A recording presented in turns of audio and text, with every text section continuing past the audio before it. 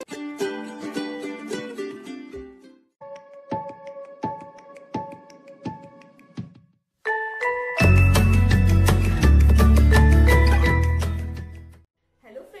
आहे मोनिका आणि तुम्हा सर्वांचं पुन्हा एकदा खूप खूप खूप मनापासून स्वागत आहे मोनिकाज होम किचन मध्ये।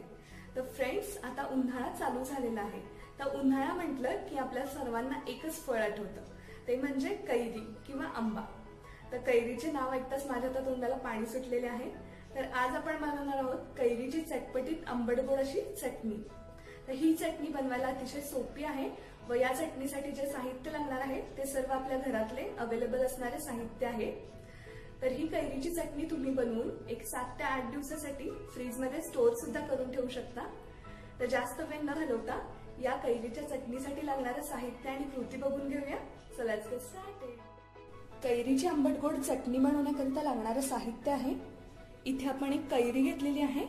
ही कैरी आपल्याला स्वच्छ धुवून घ्यायची आहे। त्यानंतर इथे आपण 1-2 मोठे चमचे सुके खोबरे घेतलेले आहे। हे सुके खोबरे आपल्याला अशा पद्धतीने बारीक चिरून घ्यायचे आहे, जेणेकरून ते आपल्याला वाटताना सोपे जाईल। जर तुमच्याकडे सुके खोबरे अवेलेबल नसेल तर तुम्ही ओले खोबरे सुद्धा घेऊ शकता, त्याची सुद्धा टेस्ट खूप छान येते। खोबरे आपल्याला याच्याकरता वापरायचं आहे की कैरी थोडीशी आंबट असते, तर खोबऱ्यामुळे तो त्याचा आंबटपणा थोडासा बॅलन्स होतो। त्याचबरोबर इथे आपण एक छोटासा कांदा घेतलेला आहे, 1 मोठा चमचा कच्चे शेंगदाणे घेतलेले आहेत, अर्धा इंच आल्याचा तुकडा, त्याचबरोबर 3 ते 4 लसूण पाकळ्या घेतलेल्या आहेत, 3 हिरव्या मिरच्या, थोडीशी कोथिंबीर व गूळ। हा गूळ सुद्धा आपल्याला अशा पद्धतीने बारीक चिरून घ्यायचा आहे, तुम्ही किसून सुद्धा घेऊ शकता। कैरीच्या चटणीला आपण जो तडका देणार आहोत त्यासाठी लागणारे साहित्य आहे, इथे आपण साजूक तूप घेतलेले आहे, त्याचबरोबर मोहरी, थोडेसे जिरे, हळद, 7 ते 8 मेथीचे दाणे, लाल सुकलेली मिरची, कढीपत्त्याची पाने व थोडासा हिंग। चटणी बनवण्याकरिता सर्वात आधी आपण ही जी कैरी आहे ही धुवून घ्यायची आहे। आता धुतल्यानंतर आपल्याला हे जे पोटॅटो पिलर असते त्याच्या सहाय्याने आपल्याला याच्या सर्व साल काढून घ्यायची आहे।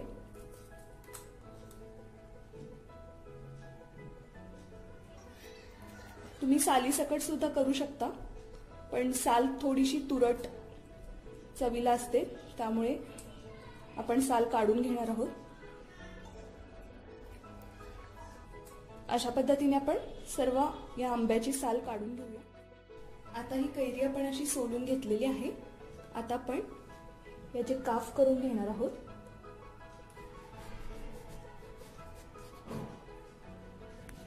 अशा पद्धतीने आपल्याला याचं सर्व गर काढून घ्यायचं आहे।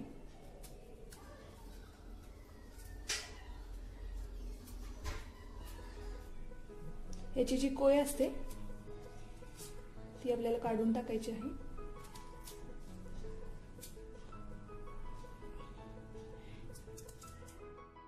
तर अशा प्रकारे आपण इथे कैरीचे काप करून घेतलेले आहेत।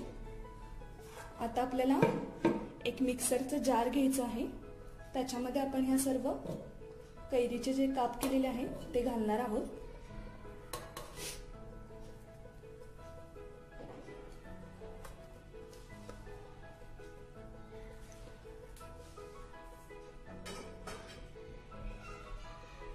याचबरोबर आता आपण याच्यामध्ये एक जो छोटासा कांदा घेतला होता तो कांदा घालणार आहोत। त्यानंतर हे सुके खोबरे,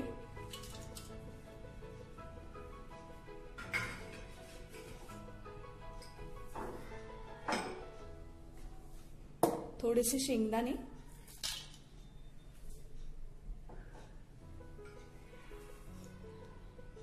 आलं आणि लसूण,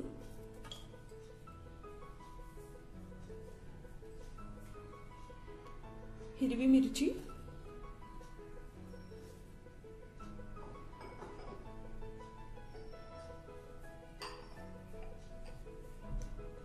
कोथिंबीर,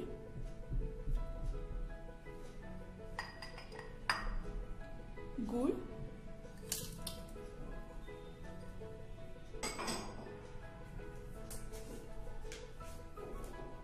चवीनुसार मीठ घालायचे आहे.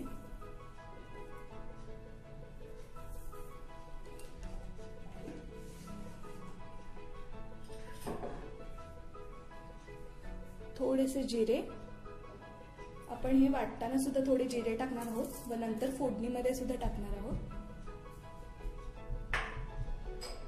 त्याचबरोबर कढीपत्ता हा सुद्धा आपण याच्यामध्ये थोडा नंतर तडक्यामध्ये थोडा टाकणार आहोत. आता आपल्याला हे सर्व पदार्थ व्यवस्थित बारीक करून घ्यायचे आहेत. याच्यामध्ये आपल्याला अजिबात पाणी घालायचे नाहीये. न पाणी घालता ह्याची आपल्याला स्मूथ अशी पेस्ट करून घ्यायची आहे. तर अशा प्रकारे आपण इथे ही चटणी वाटून घेतलेली आहे. खूप छान असा कलर आलेला आहे.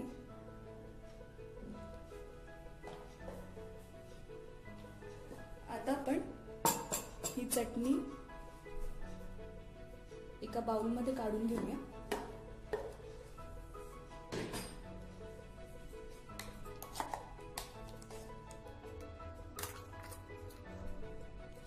ही चटणी चवीला खूप टेस्टी लागते व तुम्ही ही चटणी एका एअरटाईट कंटेनर मध्ये भरून फ्रीज मध्ये 6 ते 7 दिवसासाठी ठेवू शकता. खूप छान टिकते ही.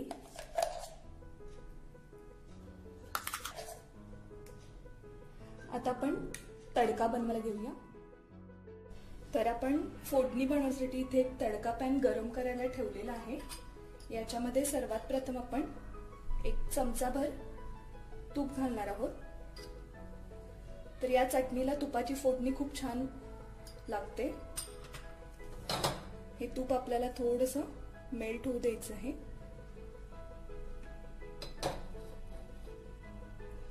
तूप गरम झाले की लगेचच आपल्याला याच्यामध्ये 1 छोटा चमचा मोहरी घालायची आहे.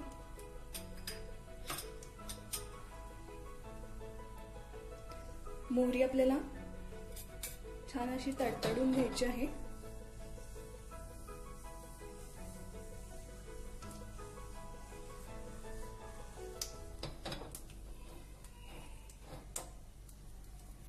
मोहरी तडतडलेली आहे.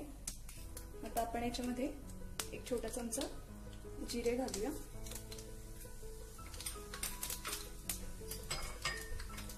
त्याचबरोबर मेथीदाणे 3 ते 4 मेथीदाणे, थोडीशी कढीपत्त्याची पाने, लाल मिरची, अगदी किंचित आपल्याला हळद घालायची आहे.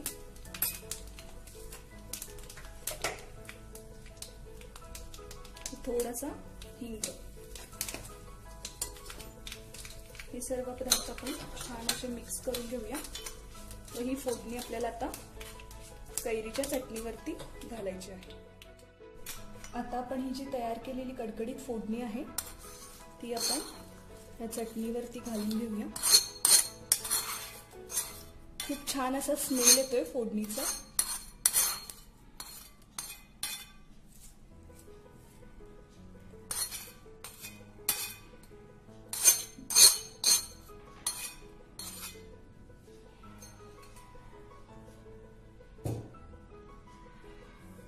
तर अशा प्रकारे आपली ही आंबट गोड कैरीची चटणी तयार झालेली आहे. ही चटणी तुम्ही भातासोबत, चपातीसोबत सर्व करू शकता किंवा अशीच खायला सुद्धा खूप छान लागते. तुम्ही ही रेसिपी घरी नक्की बनवून बघा. आवडली असेल तर लाईक, कमेंट आणि शेअर करायला विसरू नका. त्याचबरोबर माझं चॅनेल मोनिकाज होम किचनला सबस्क्राईब सुद्धा करा. धन्यवाद.